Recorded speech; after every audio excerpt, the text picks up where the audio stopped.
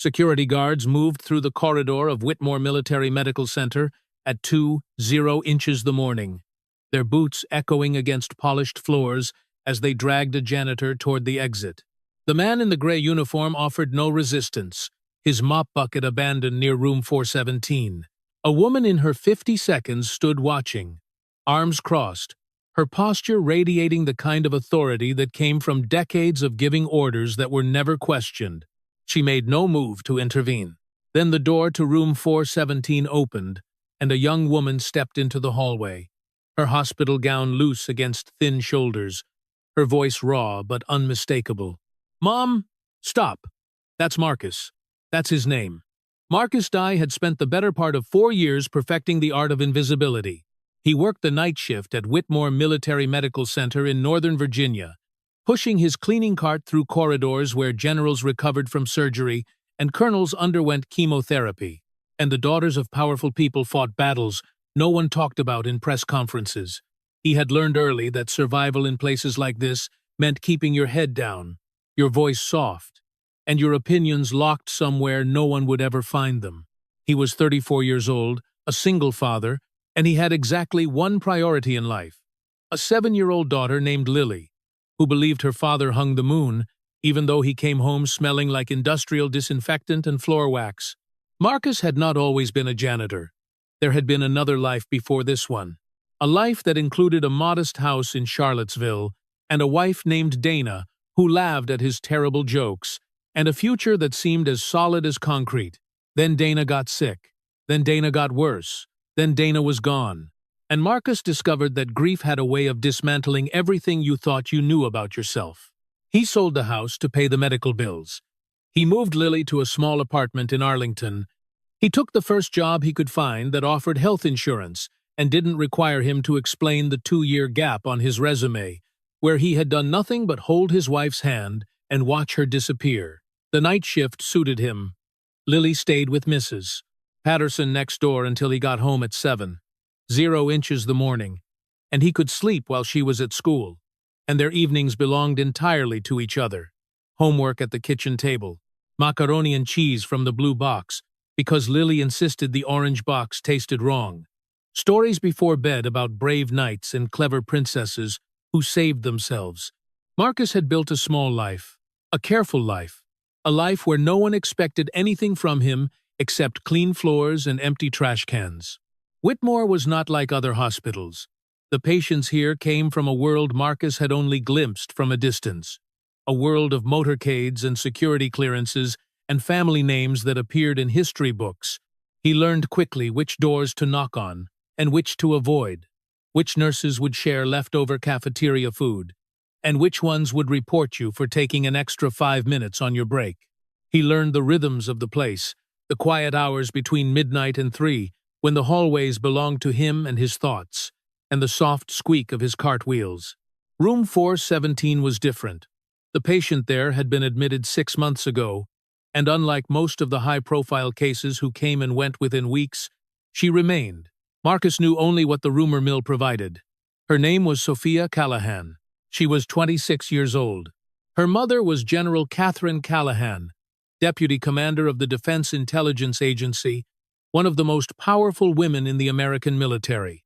And Sophia was fighting something that no amount of power or money or influence could fix.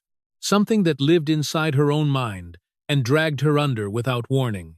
Marcus first encountered her on a Tuesday night in October, 3 months after she arrived. He was buffing the floor outside her room when he heard the sound, a low keening that built into something raw and desperate. He had heard similar sounds before in hospice when Dana was dying, the sound of a person confronting something too large to contain. He should have walked away. Protocol demanded that he notify the nursing station and continue his rounds. Instead, he knocked twice on the door and pushed it open. Sophia was sitting on the floor beside her bed, knees drawn to her chest, rocking back and forth in the blue-white glow of medical monitors. She looked up at him with eyes that held no recognition, only terror. Marcus did not speak. He simply lowered himself to the floor across from her, maintaining enough distance that she did not feel cornered, and he waited. Minutes passed. Her breathing slowed. When she finally spoke, Her voice was barely a whisper. "Who are you?" Marcus told her his name. He told her he cleaned the floors. He told her that sometimes the night felt too big, and that sitting on the floor was as good a place as any to wait for it to pass.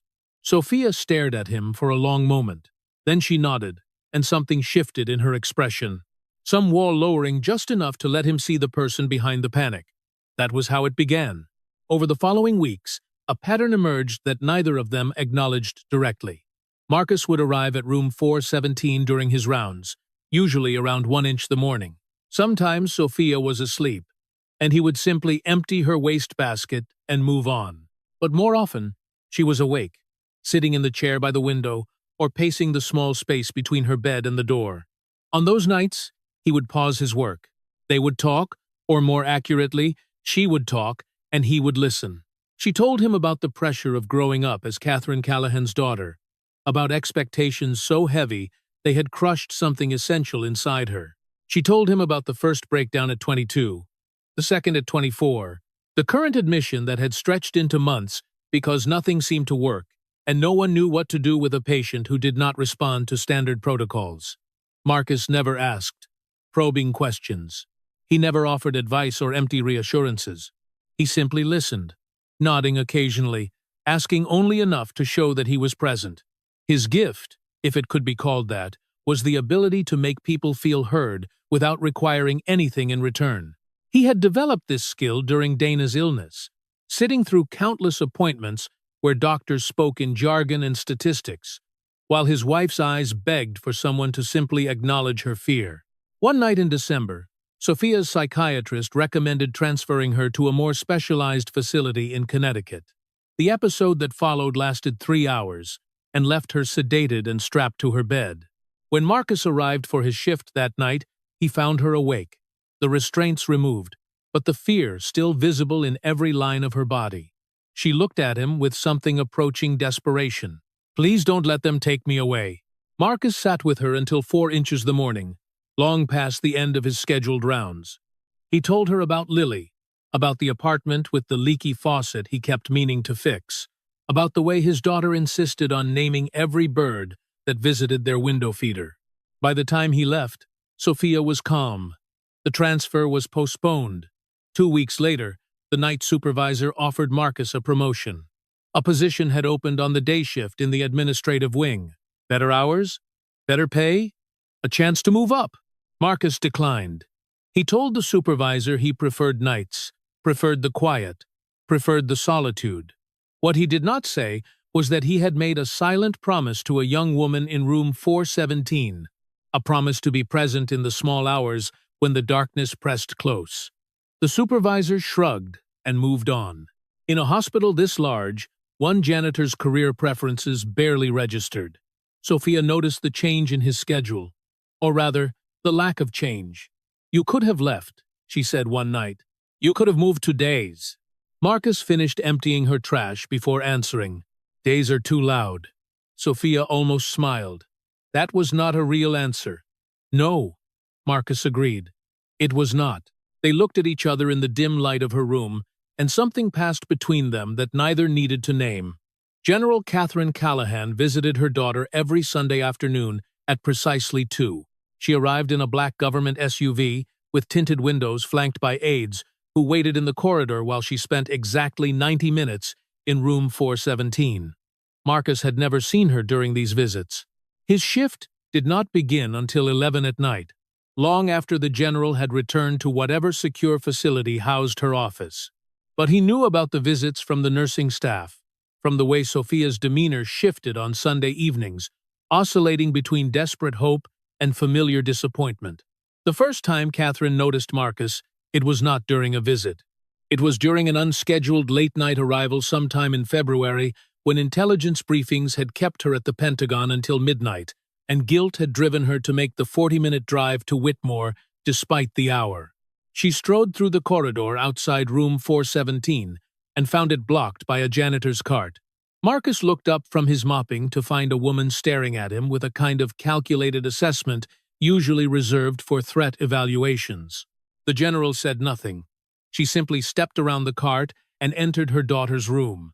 but Marcus felt her attention land on him like a targeting laser, felt himself catalogued and filed, and flagged for future reference.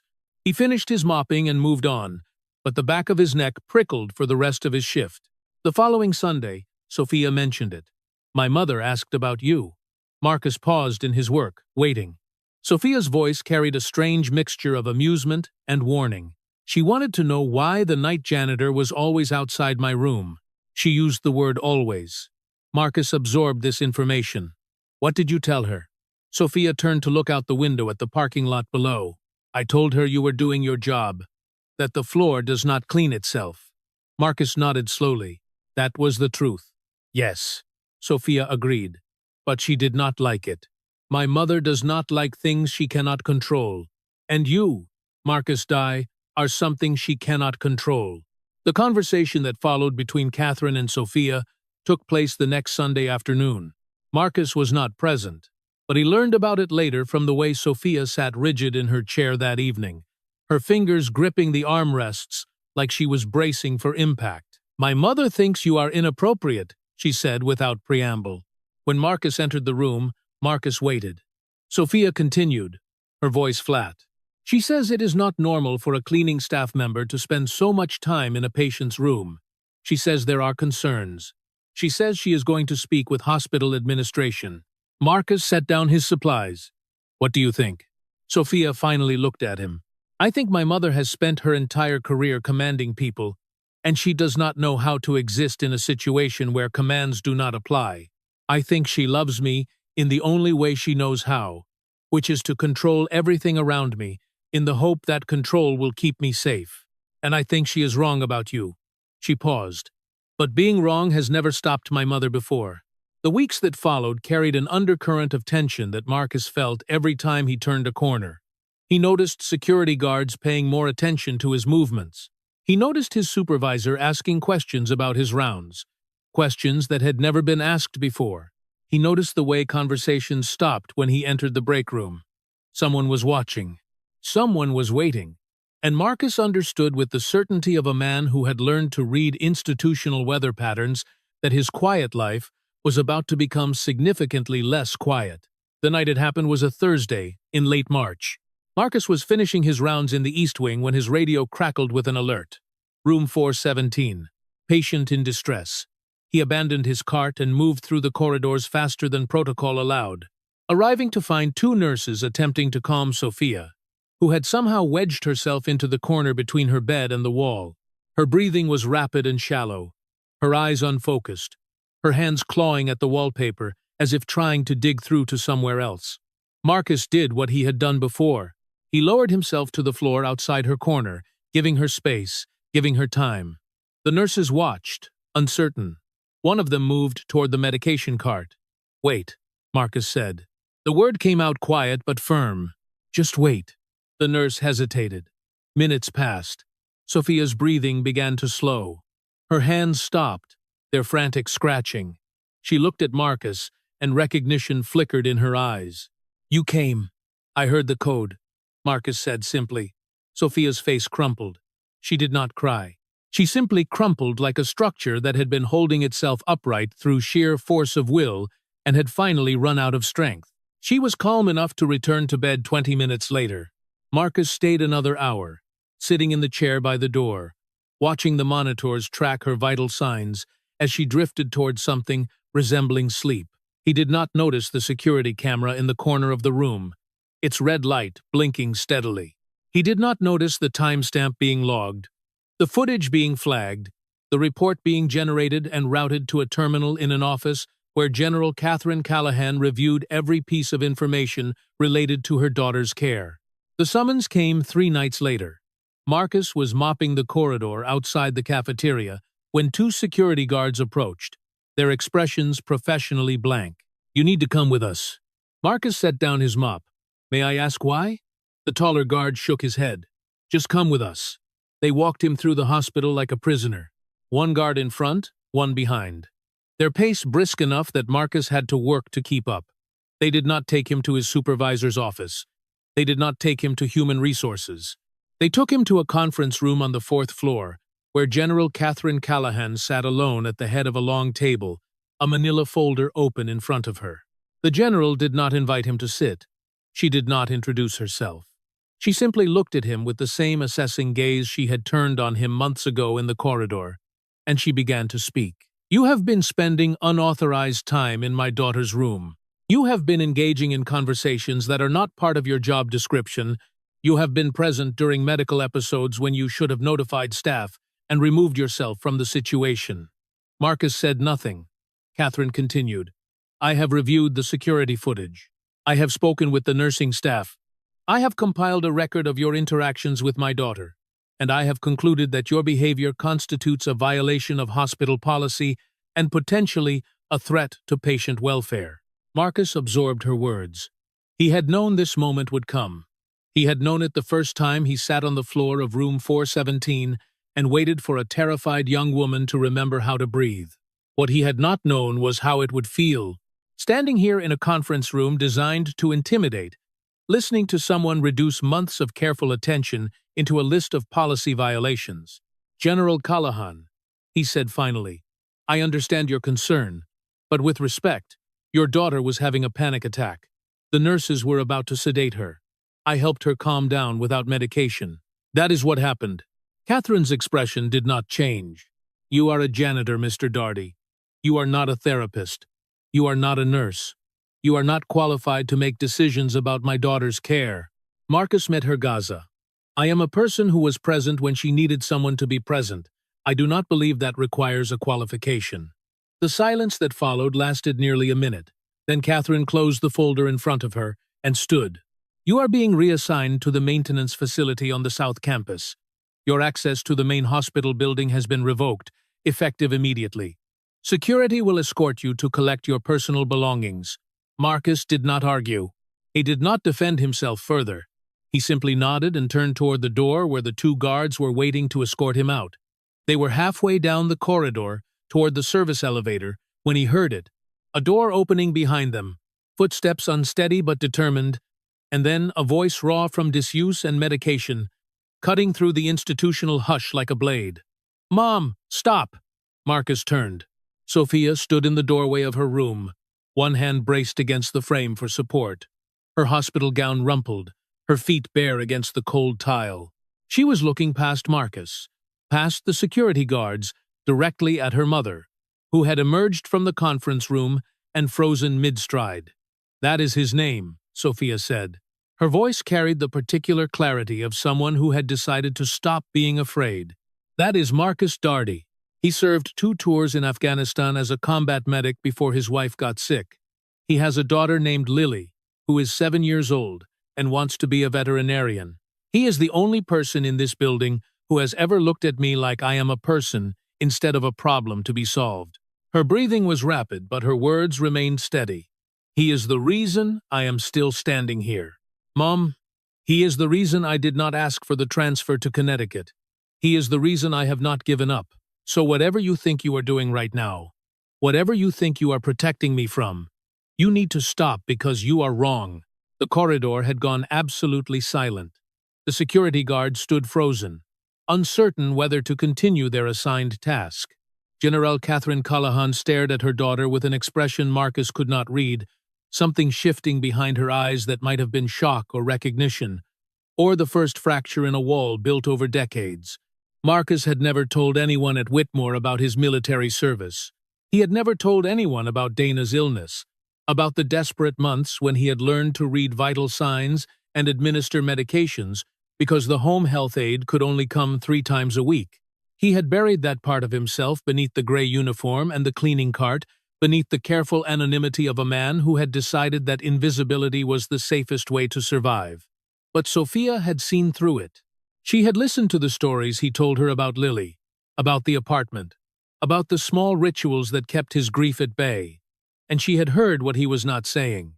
She had looked up his name, researched his background, assembled the pieces of a history he had tried to erase, and now she was standing in a hospital corridor, barely strong enough to stay upright, using that knowledge to defend him. The truth Marcus had never claimed went back further than anyone knew.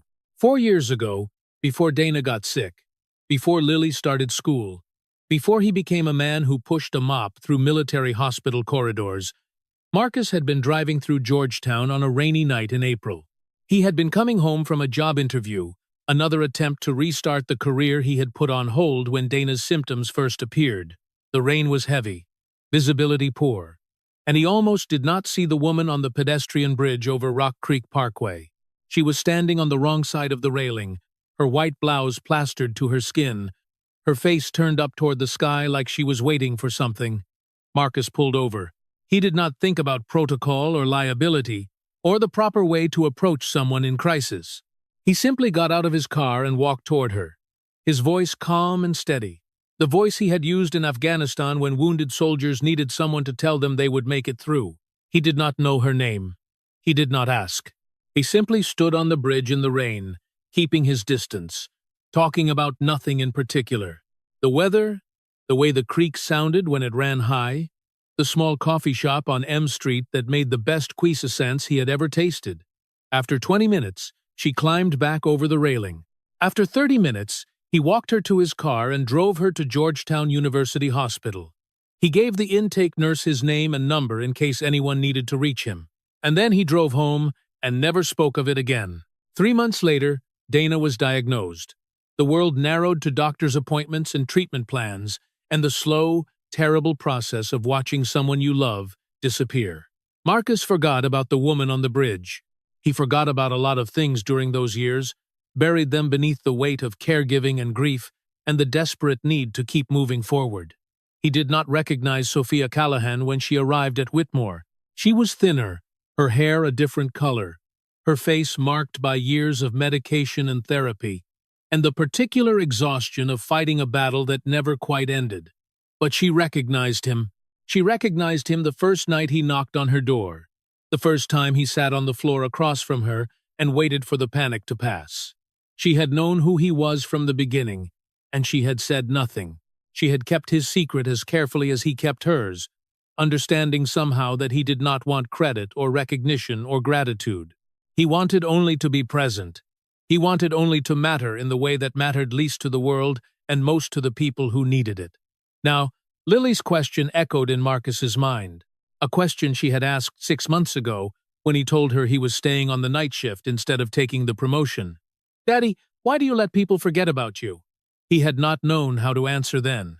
He was not sure he knew how to answer now, but standing in the corridor of Whitmore Military Medical Center, watching Sophia Callahan refuse to let him disappear, he understood something he had never quite grasped before.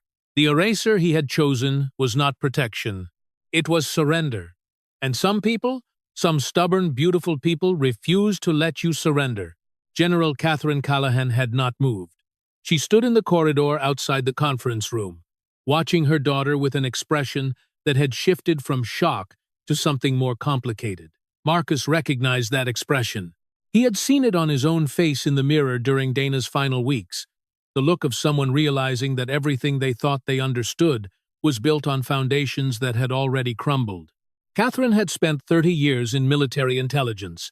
She had risen through ranks that did not welcome women, had commanded operations that would never be declassified, had learned to read people the way most people read books, scanning for tells and weaknesses and leverage points. She had applied those same skills to motherhood, treating Sophia's illness as an enemy to be outmaneuvered, her recovery as an objective to be achieved through superior strategy and overwhelming force. And she had failed. She had failed in ways that no tactical genius could compensate for, in ways that no amount of security footage or personnel files could explain. Her daughter was standing in a hospital corridor defending a janitor, and the look in Sophia's eyes was something Catherine had not seen in years. It was clarity. It was conviction. It was the look of someone who had found something worth fighting for and refused to let go. "You should have told me," Catherine said finally. Her voice was quieter than Marcus had ever heard it. "You should have told me that you knew him, that there was history. Would it have mattered? Would it have changed how you saw him? Or would it have just given you another way to control the situation?" Catherine flinched. It was slight, barely perceptible, but Marcus caught it. He had become adept at reading small movements during Dana's illness when a twitch of the eyebrow, or a slight tension in the jaw could signal the difference between a good day and a bad one. Sophia continued, "You have spent my entire life trying to protect me, Mom, and I know you love me. I know that every decision you made came from that love. But somewhere along the way, protecting me became controlling me, and controlling me became isolating me, and isolating me nearly killed me." Her voice broke slightly on the last word. "The only person who ever just sat with me, who ever let me be broken without trying to fix me or medicate me or transfer me somewhere else, was a janitor who cleaned the floors. And you were about to fire him?" The silence stretched.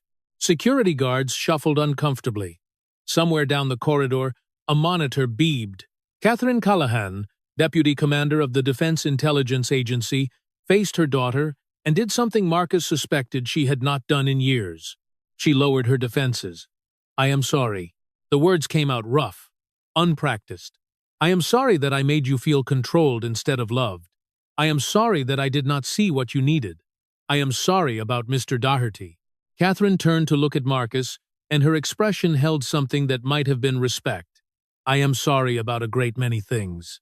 The apology hung in the air like something fragile, something that could shatter if anyone moved too quickly. Sophia took a breath. "That is a start. It is not enough, but it is a start." The fallout took weeks to sort through. Marcus was reinstated to his position, his personnel file scrubbed of the incident. The security footage from room 417 was deleted. The guards who had escorted him from the building were quietly reassigned to other facilities. General Catherine Callahan made no public statement, issued no formal apology, but word spread through Whitmore in the way that word always spread through institutions built on secrets and silence. Marcus returned to his rounds, to his mop and his cart, and the quiet hours between midnight and dawn. But things were different now. Nurses nodded at him in the corridors. The night supervisor stopped asking questions about his schedule. Sophia's door was no longer a place he approached with caution. It was simply part of his route, a room where a young woman was slowly learning to believe that recovery was possible. A month after the incident, Catherine requested a meeting. Not in a conference room, not with security present. In the small garden courtyard behind the hospital, where patients sometimes sat on sunny afternoons and where the spring flowers were just beginning to bloom. She was already there when Marcus arrived, sitting on a bench with her hands folded in her lap. She looked smaller somehow, less like a general, and more like a mother who had spent too many years afraid. "He saved her life," Catherine said without preamble, 4 years ago on the bridge. "I did not know until I read the intake report from Georgetown." She paused. "I spent 30 years in intelligence, and I did not know that the man mopping my daughter's floor was the same man who talked her off a bridge." Marcus sat down on the bench, leaving space between them. She was struggling. "I happened to be there. That is all." Catherine shook her head. "That is not all. You happened to be there, and then you happened to disappear. You did not sell your story to the press. You did not contact our family. You did not try to leverage the connection. You simply vanished. Why?" Marcus considered the question. "Because it was not my story to tell, and because I had other things to worry about. My wife was dying. My daughter needed me. What happened on that bridge mattered. But it was not the only thing that mattered." Catherine studied him for a long moment. Then she did something unexpected. She laughed. It was a short, rofall sound, the laugh of someone confronting the limits of their own understanding. "I have spent my career identifying threats and neutralizing them. I looked at you and saw a threat to my daughter's stability. I never considered that you might be the opposite. I never considered that some people help simply because helping is what they do." She stood, brushing invisible dust from her slacks. "I cannot give you back the time you lost. I cannot undo the investigation or the interrogation, but I can make sure it does not happen again. And I can say thank you for the bridge, for the hospital, for everything you did that you never asked to be recognized for." Marcus nodded. "I do not need recognition, General. I just needed to keep doing my job." Catherine smiled faintly. "I know. That is what makes you different from everyone else in this building." Sophia was discharged from Whitmore 6 weeks later. It was not a cure, not a complete recovery, but It was progress. She moved to an apartment in Arlington, close enough to the hospital for outpatient appointments, far enough to feel like a different chapter. She enrolled in a graduate program in psychology, determined to understand the thing that had shaped her life and maybe help others who were fighting similar battles. A week before she left, she asked Marcus to bring Lily to the hospital. She wanted to meet the daughter he talked about so often, the girl with the bird names and the blue box macaroni preferences. Marcus hesitated. His worlds had always been separate, work and home, janitor and father. Bridging them felt dangerous. But Lily had asked about his job. She had asked why he came home smelling like medicine, why he looked tired but peaceful when he walked through the door each morning.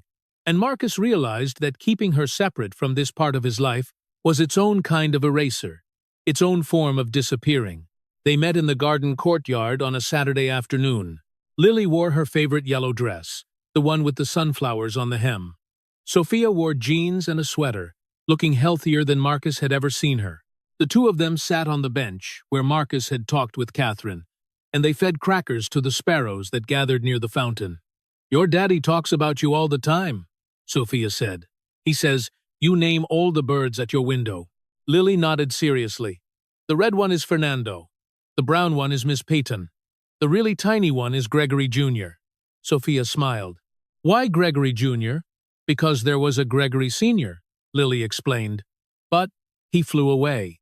I think he went to Florida." Sophia laughed. And it was a real laugh. The kind that came from somewhere deep and surprised the person making it. Marcus watched them from across the courtyard. Two people from entirely different worlds, finding common ground in the names of imaginary birds. He thought about Dana, about the life they had built and lost and rebuilt in a different form. He thought about the bridge in Georgetown and the hospital corridor, and all the moments when he could have walked away and did not. Sophia left Whitmore on a Thursday morning in late May. Marcus was not there for the discharge. He was home with Lily making breakfast, explaining why pancakes required patience and even heat. But Sophia left something for him at the front desk. A small envelope with his name written in careful script. Inside was a photograph. It showed the garden courtyard, the bench, the fountain surrounded by sparrows. On the back, Sophia had written, "Thank you for sitting with me in the dark, for staying when staying was hard, for being someone who helps, because helping is what you do. I will not forget. I will not let anyone else forget either."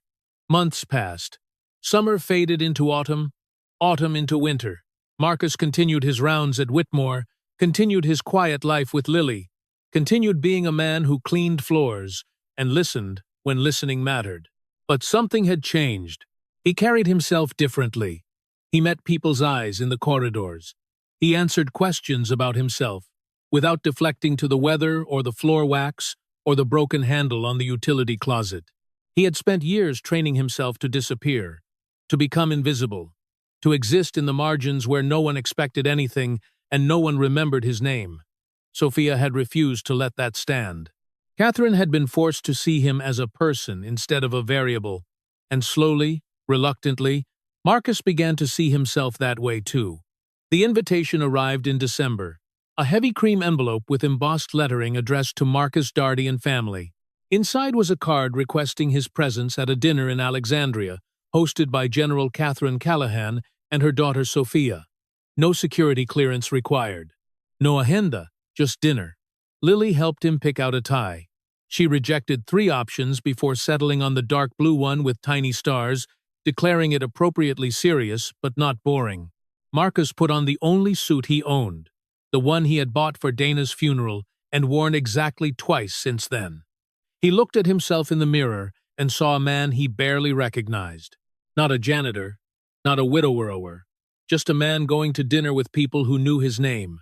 The Callahan house was smaller than he expected. A brick colonial in a quiet neighborhood, with a garden out front and a wreath on the door that looked handmade. Sophia answered when they knocked, wearing a sweater with a pattern of small birds that made Lily gasp with delight. The evening was not elegant. The roast was slightly overcooked. Lily spilled her apple juice on the tablecloth. Catherine told a story about a botched intelligence operation that had her laughing at her own mistakes. Sophia showed Lily her collection of bird figurines accumulated over years of hospital stays and therapy appointments, and Marcus sat at a table where no one expected him to be invisible, where no one looked past him, or through him, or around him. After dinner, Catherine walked him to the door while Sophia and Lily discussed the merits of various bird species. She handed him a business card, plain white, with a phone number and nothing else. "This is my personal line," she said. "If you ever need anything, if Lily ever needs anything, you call this number." Marcus took the card. "General, I am not sure I am comfortable accepting favors." Catherine shook her head. "This is not a favor, Mr. Darty. This is recognition. You spent years making yourself invisible because you thought that was what the world required of you. I am telling you that it does not. Not anymore." 6 months later, Marcus left Whitmore. Not because he was fired, not because he was pushed out, but because he had finally accepted that he could be more than a man who cleaned floors. He enrolled in a nursing program at Northern Virginia Community College using the GI Bill benefits he had never touched. He still worked nights, but now they were clinical rotations at local hospitals. Learning the skills he had picked up informally during Dana's illness in Afghanistan, and countless hours in room 417, Lily made him a card for his first day of classes. It showed a stick figure in blue scrubs surrounded by birds of various colors. "Daddy the Helper," it said in wobbly letters with his bird friends. He kept the card in his textbook. He kept Sophia's photograph in his wallet. He kept moving forward, one careful step at a time, toward a life where his name meant something and his presence mattered, and no one would ever drag him away in silence again. The last time he saw Sophia, she was presenting her graduate thesis on peer support in psychiatric settings. Marcus sat in the back of the auditorium with Lily, watching a young woman who had once huddled on the floor of a hospital room, now standing at a podium, speaking with clarity and conviction about the importance of human connection in recovery. She caught his eye during the Q&A session. She smiled, and in that smile was everything they had never needed to say out loud. The bridge in Georgetown, the hospital corridor, the moment when she called his name and refused to let the world erase him. After the presentation, Sophia found them in the lobby. Lily immediately began describing the bird situation at their new apartment, which apparently involved a cardinal named Sir Reginald, who had very strong opinions about seed quality. Sophia listened with the same careful attention Marcus remembered from their late-night conversations, the attention of someone who understood that small things mattered precisely because they were small. She hugged Marcus before they left. It was brief, appropriate, the kind of hug colleagues might share after a long project, but her whisper was for him alone. "Thank you for teaching me that showing up is enough, that being present is its own kind of heroism." Marcus drove home through streets, lit by early spring sunshine. Lily chattered in the back seat about Sir Reginald and graduate school, and whether nursing scrubs came in yellow because yellow was objectively the best color. He listened to her voice and thought about all the ways a life could change direction, all the bridges crossed, and corridors walked, and moments when a choice was made not to disappear. His name was Marcus Darty. He was 38 years old, a single father, a nursing student, a man who had once served overseas, and once sat on a rainy bridge, and once pushed a mop through hospital corridors where generals recovered and colonels received treatment, and a young woman learned that she was not alone. He had spent years training himself to vanish. Now finally he was learning to